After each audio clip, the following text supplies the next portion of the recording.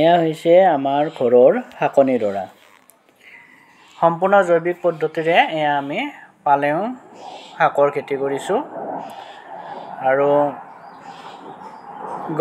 অকল গোবৰ সাৰ ব্যৱহাৰ কৰিছোঁ ইয়াত, অন্য কোনো ব্যৱহাৰ কৰা নাই আৰু পাতবোৰ ধুনীয়া হৈছে। এই পালেং শাকবোৰ আচলতে আমাৰ সৰু ল'ৰা ছোৱালীবিলাকে খাবলৈ খুব টান পায়, কিন্তু তাক যদি আমি অন্য এটা পদ্ধতিৰে বনাই খুৱাওঁ তেতিয়াহ'লে নিশ্চয় খাব।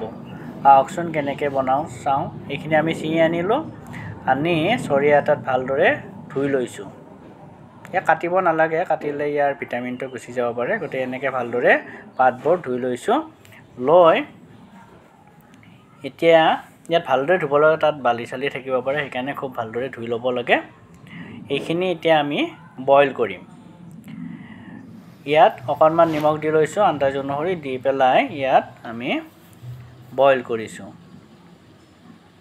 ভিটামিনযুক্ত এয়া পালেং শাক আৰু এইবাৰ আমি এইখিনি আটা লৈছোঁ আৰু ইয়াত সামান্য মিঠাতেল দি লৈছোঁ। এতিয়া আমি এই বইল কৰা এইখিনি পালেংখিনি ইয়াত মিহলাই ল'ম। পালেং শাক অত্যন্ত ভিটামিনযুক্ত, ইয়াত এই ভিটামিন থাকে আৰু ফাইবাৰ থাকে কাৰণে শৰীৰৰ কাৰণে অত্যন্ত উপকাৰী। ই চকুৰ কাৰণেও ভাল, ফাইবাৰ থকাৰ কাৰণে কষ্ঠকাঠিন্য ৰোগৰ পৰাও ই আমাক ৰক্ষা কৰে। ইয়াত কেলছিয়াম থাকে, গতিকে হাড় আৰু দাঁতৰ গঠনো ই ভাল কৰে। এতিয়া আমি এইখিনি ধুনীয়াকৈ আটাখিনিৰ লগত মিহলাই ল'ম। খুব ধুনীয়াকৈ মিহলাই ল'লে হ'ল।